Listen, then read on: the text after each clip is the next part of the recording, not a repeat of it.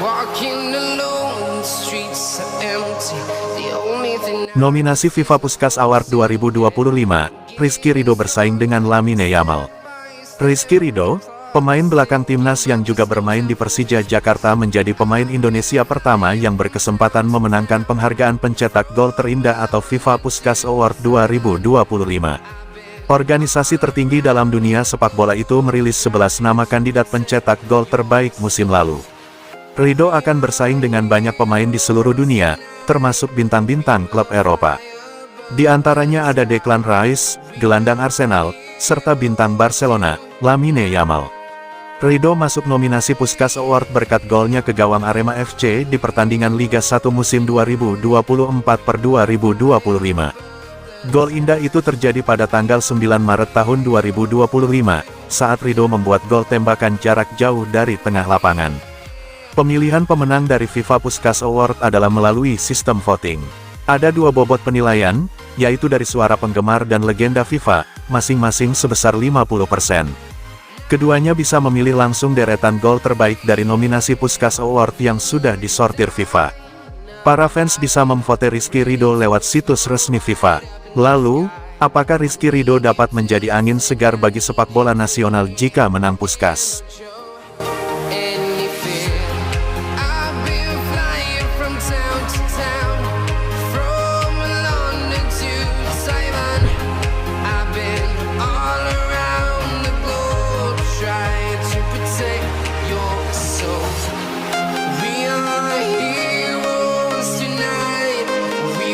Pedri ungkap satu penyesalan terbesar saat gabung Barcelona, gagal setim dengan Andres Iniesta. Gelandang tim nasional Spanyol, Pedri González Lopez, mengungkapkan satu penyesalan terbesarnya sejak bergabung dengan Barcelona pada awal musim 2019-2020. Dalam wawancara yang dikutip dari laman resmi klub, pemain berusia 22 tahun itu mengakui bahwa ia tak pernah mendapat kesempatan bermain bersama idolanya, sang maestro lini tengah, Andres Iniesta. Bermain dengan Iniesta menjadi mimpi yang tidak terwujud karena ketika saya tiba di sini, dia sudah pergi. Padahal akan luar biasa kalau bisa setim dengannya, kata Pedri. Sejak awal, Pedri memang sering menyebut Iniesta sebagai salah satu panutannya, sosok gelandang yang gaya bermainnya kerap dikaitkan dengan dirinya. Keduanya sama-sama beroperasi di lini tengah, mengandalkan visi, ketenangan, serta kreativitas tinggi. Pedri juga menuturkan bahwa kualitas permainannya dibentuk oleh kemauan untuk terus belajar. Datang ke Barcelona pada usia 17 tahun, ia beruntung bisa menimba ilmu langsung dari nama-nama besar yang kini telah meninggalkan klub, yakni Lionel Messi, Sergio Busquets, Jordi Alba, Gerard Pique, serta Sergi Roberto. Luar biasa rasanya bisa berlatih bersama mereka. Mereka menunjukkan bagaimana bersikap di luar lapangan dan apa yang harus saya lakukan untuk membantu tim, katanya. Kini, giliran Pedri yang menjadi panutan para pemain muda Barcelona. Setelah hampir 6 tahun berseragam Blaugrana, ia telah menjelma menjadi salah satu pemain senior dan dipercaya sebagai kapten kelima tim. Tahun-tahun yang berlalu terasa seperti kemarin. Saya sudah belajar dari banyak kapten Barcelona. Dan, ya, saya sudah merasa seperti seorang pemimpin di tim ini, ujarnya. Berusaha terus berkembang, Pedri menegaskan bahwa ia ingin meningkatkan kontribusinya, terutama dalam urusan mencetak gol. Musim 2025-2026 ini, ia baru mengoleksi 2 gol dari 13 pertandingan di semua kompetisi. Total, sejak pertama kali membela Barcelona, Pedri telah mencetak 28 gol dalam 215 laga. Orang-orang meminta saya melesakkan lebih banyak gol, mencoba menembak, dan lebih sering masuk ke kotak penalti lawan. Saya sadar, saya mesti meningkatkan permainan. Soal gol, ini menjadi tujuan pribadi saya, tuturnya.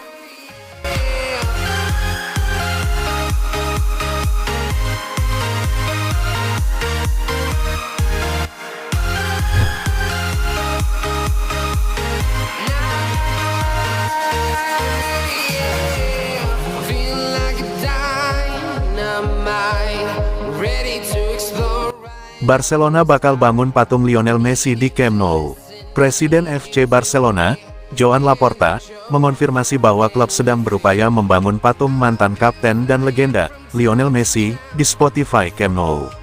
Patung ini menandai penghormatan besar pertama kepada pemain terhebat dalam sejarah klub. Messi akan selalu dikaitkan dengan Barca, ia tahu pintu-pintu terbuka untuknya.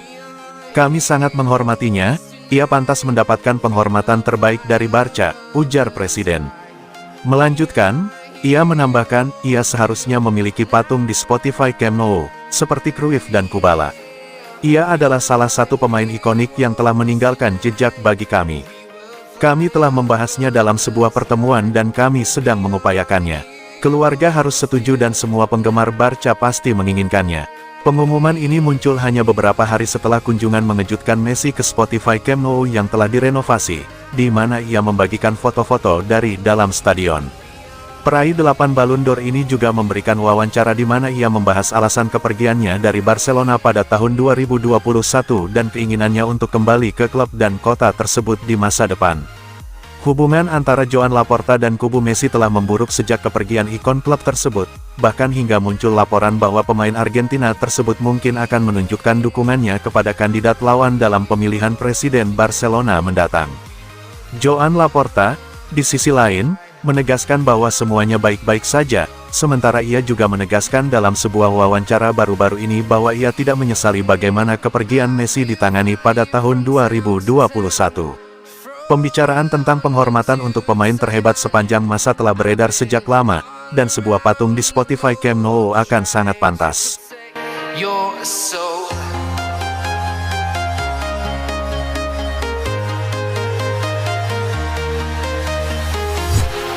Walking alone, the streets are empty. The only thing I can see is my own silhouette. I'm getting stronger, step by step. The clock. Andreas Christensen tidak punya rencana jika kontraknya habis. Andreas Christensen menghadapi masa depan yang tidak menentu di FC Barcelona, mengingat kontraknya saat ini dengan klub akan berakhir pada akhir musim. Pemain Denmark ini, yang kembali berjuang dengan masalah kebugaran, akan berstatus bebas transfer pada musim panas 2026, karena belum ada tawaran perpanjangan kontrak dari klub Katalan tersebut. Sejauh ini, semua hal menunjukkan bahwa Barca mungkin ingin melepas bek tengah berusia 29 tahun tersebut, mengingat kekhawatiran seputar kebugarannya. Kini, berbicara kepada Mundo Deportivo, Christensen membuka diri tentang masa depannya di Barcelona, bahkan saat ia mempersiapkan diri untuk kualifikasi Piala Dunia Denmark melawan Skotlandia dan Belarus. Situasi ini tidak menciptakan ketidakpastian bagi saya. Saya pikir kami berada di posisi yang baik dan tidak ada yang dapat mengubah kehidupan saya sehari-hari. Aku Andreas Christensen. Bek asal Denmark itu melanjutkan, tentu saja, Anda ingin mengendalikan semuanya dan tahu apa yang terjadi. Tetapi itu bukan sesuatu yang memengaruhi kami sepanjang hari, juga bukan sesuatu yang kami bicarakan. Kita semua punya keinginan, tapi itu bukan sesuatu yang saya pikirkan setiap hari. Saya berusaha melakukan apa yang saya bisa di lapangan dan saya harap itu cukup untuk membuat saya tetap di sana. Ketika ditanya tentang kemungkinan perpanjangan kontrak, Christensen terbuka namun berhati-hati, dengan mengatakan, "Saya harap semuanya berakhir seperti ini. Saya tidak punya rencana cadangan, tapi saya belum tahu. Saya lebih suka berkonsentrasi menjadi bagian dari tim dan bermain sebanyak mungkin. Sekarang saya harus melihat apa yang terjadi." Menyerahkan masalah ini kepada agennya, mantan bintang Chelsea itu menambahkan, jika ada sesuatu yang harus dilakukan, tentu saja akan dilakukan. Tentu saja, saya ingin tahu apa yang terjadi, tapi saya lebih suka fokus pada apa yang bisa saya lakukan.